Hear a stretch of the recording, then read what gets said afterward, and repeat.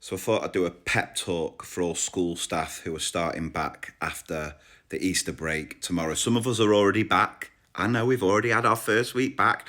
And if you survive that, we should be good for the rest of the term. But there's a lot of you that have had the last 2 weeks off and you've got that Sunday night fear, that Sunday night dread. It is back with a vengeance. First of all, don't feel guilty for that Sunday night dread feeling that you've got, because everyone gets it, even outside of teaching.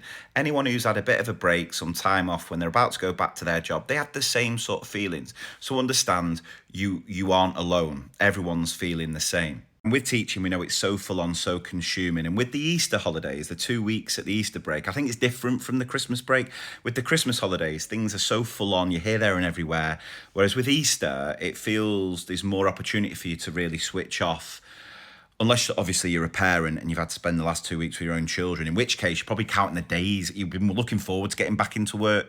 Knowing the term ahead and everything that goes into that term, especially when you think, oh, it's lighter now, we're getting near summer, you're waking up and it's light. And there's that temptation to think, oh, we're near the summer.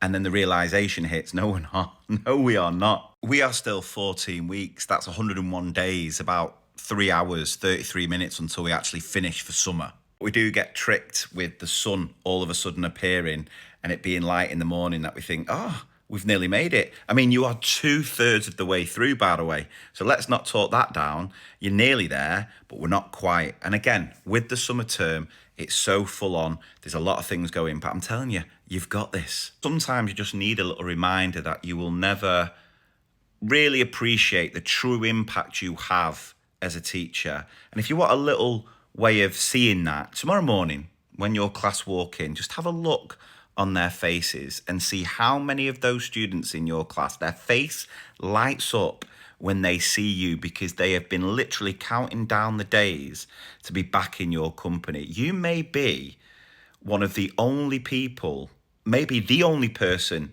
in these children's lives that make them feel valued and worthwhile. That is one of the greatest things about being a teacher, is that you can have such a positive impact, and you do have that positive impact. This is by no means me now saying, and because of the kids, I can now lump as much work on you and therefore you have to sacrifice everything. No.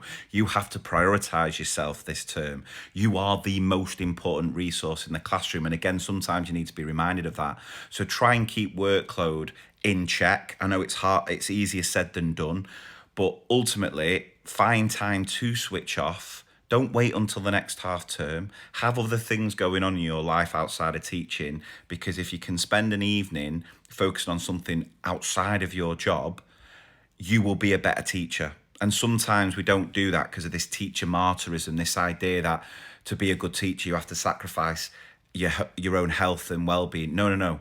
You can be an effective teacher and have a decent work-life balance. Take things like reports this half term. There'll be some cynical people going, here we go, he's going to do another plug for Teachmate. But genuinely, there's tech there that can help you do that job so much quicker.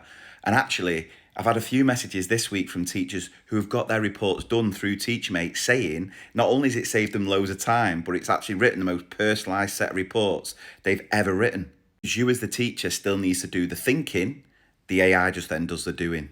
So to summarise, if you are feeling that Sunday night dread, you're not the only one. We all feel it.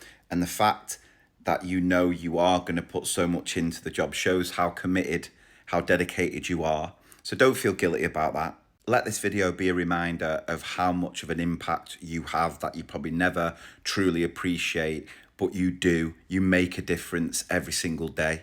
And if we do get any decent weather anytime soon, make the most of it. If the sun's out, go outside, put a pair of headphones in, listen to a podcast, go on an evening walk. It can make such a difference. Go outside during the school day. Get that serotonin in, because it really does make a difference. And finally, embrace technology to help you with certain tasks so you can work smarter, not harder. You can be a really effective teacher and have a decent work-life balance.